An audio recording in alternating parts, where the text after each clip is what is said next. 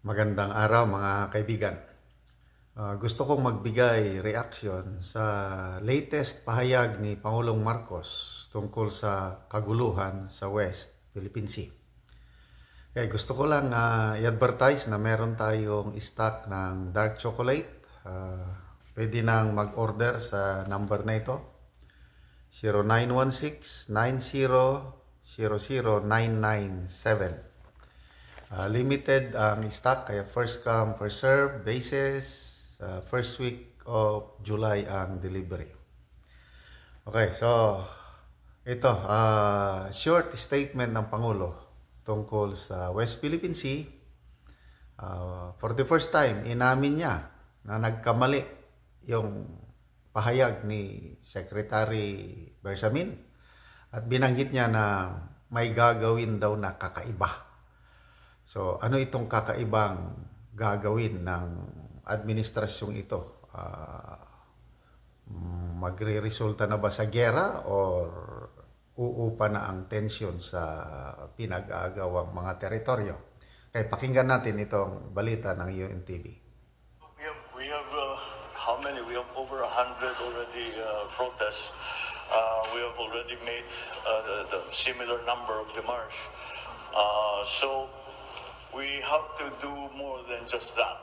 Ayon kay PBBM, ilang beses na rin ipinatawag ng Department of Foreign Affairs ang ambassador ng China at naging malinaw na rin naman sa Beijing ang posisyon ng Pilipinas sa West Philippine Sea. I think we have already made our position very clear. We have made our objections to some of the actions that were undertaken by the maritime forces of the PLA.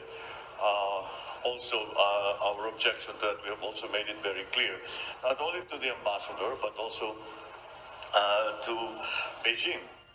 It's not armed. Walang pumutok. Hindi tayo tinutukan ng baril. But it was a deliberate action to stop our people. But in the process of that, kinuhanan tayo. They boarded a Philippine vessel and took the equipment from that Philippine vessel. Because nung una, tinitignan pa lang namin yung data. Baka nagkamali lang. Pero mula nung napunta ako sa Westcom at nakausap ko si Admiral Torres, lahat ng pati na yung mga seaman, sinabi ko ano pa talaga nangyari.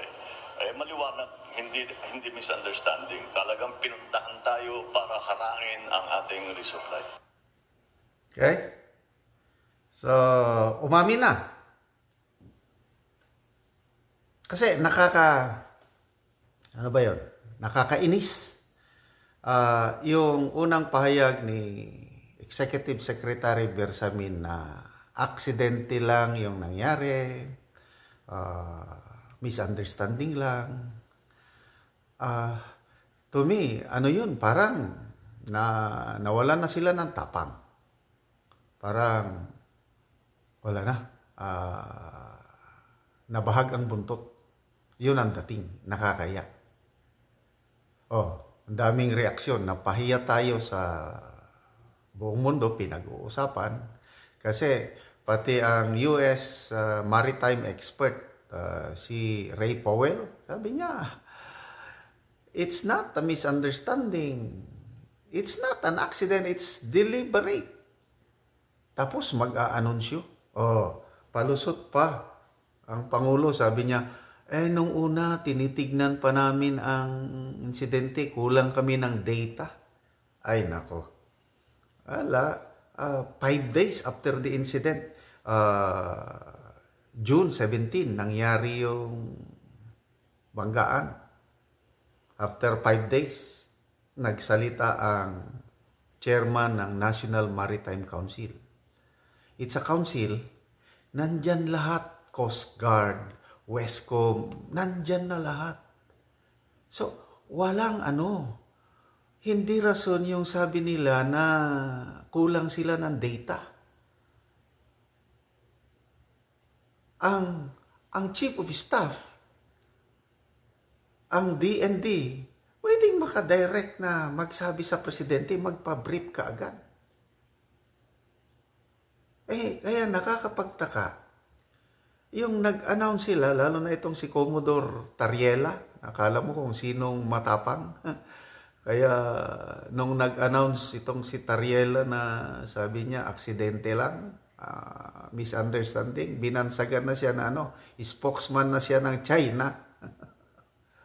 Pag ilaban ng ating teritoryo, laban na lang, hindi yung they are trying to de-escalate. Para bang na himasmasan siguro na, nako, ito, delikado na ito.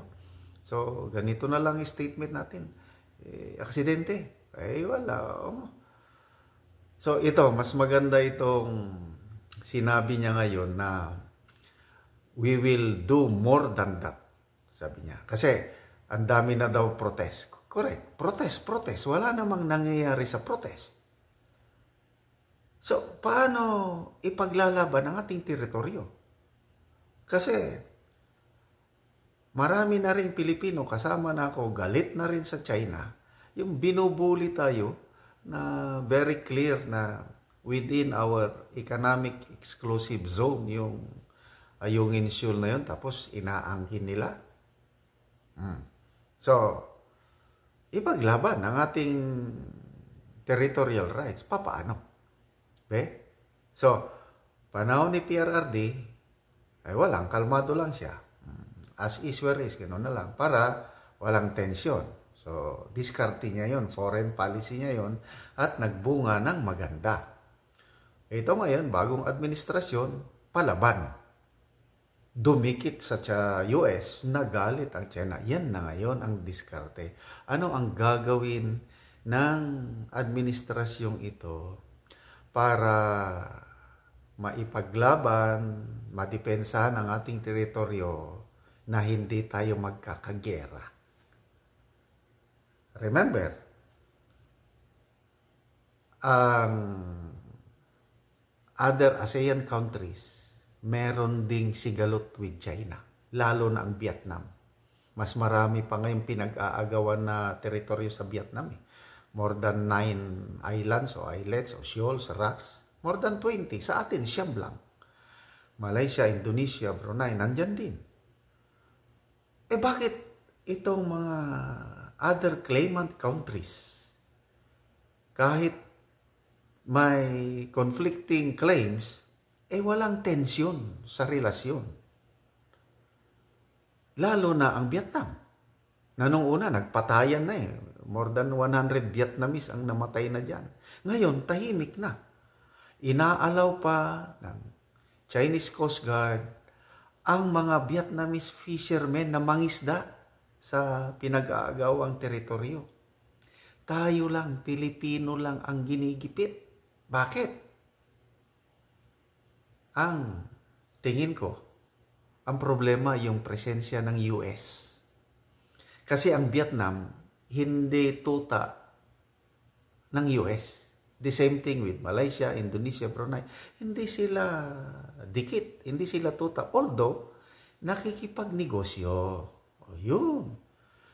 Maro itong mga kapit bansa natin. Vietnam, Indonesia, Malaysia, Brunei, yung mga may claims. Hindi nila head-on na nilabanan ng China. Diplomasya lang, usap-usap. Tapos sa US naman, dumikit din sa US. Kailang negosyo lang. Kailang hindi sila tuta, hindi nagpaganyan. Ganon din panahon ni PRRD, hindi siya naging tuta ng US.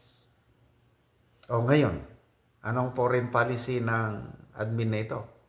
Naging tuta. Sunod-sunuran sa US. Yun ngayon. Galit ang China dahil sa foreign policy ng PBBM admin na masyado ng dikit sa US, kaya ginigipit na tayo. So ano ang gagawin? I don't know. Yung we should do more than that. So exciting. Sana sa next resupply maging successful. Sasaluduhan ko pa ang administrasyong ito. Pupurihin ko kung maipagpatuloy nila na maresupplyan ang ating mga sundalo sa PRP Sierra Madre within his term hanggang 2028, mapanatili na nandyan yung barko na yan, nandyan ang mga sundalo, hindi tayo aalis, na walang gera. Sana kung ganon ang magawa ng administrasyong ito, bibilib ako, pupurihin ko sila. Kaya lang, let's watch out, baka magkagera kung anong ipilit nilang resupply at ang China, #1 bully, all out din siya na i-stop ang resupply no matter what. Ano ngayon? Magdadala ng, ang tropa natin, magdadala na ba ng yung suggestion ni Justice Carpio, magdadala na daw tayo ng tear gas eh. Magdadala na daw tayo ng stun gun, magdadala ng mga bladed weapons. Ano pa? So, hindi naman dinitalya ng Pangulo. We should do more than that. Wow! So, exciting. Abangan natin. Sabi nila, yung next resupply, i-announce nila sa media. Kasi dalawa ng rore na palpak, hindi nila ina-announce. Nalalaman na lang natin from other sources. Salamat naman, natauhan sila. I-announce, make it public para mamanmanan natin. Sana, let's pray, magtagumpay.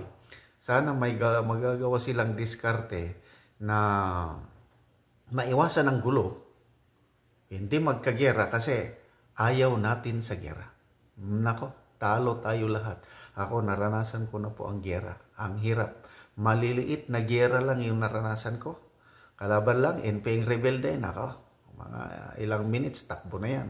Ganon din sa mas matindi ng konti itong mga Muslim na secessionist fighters. Mas matindi. China, nako, wala na.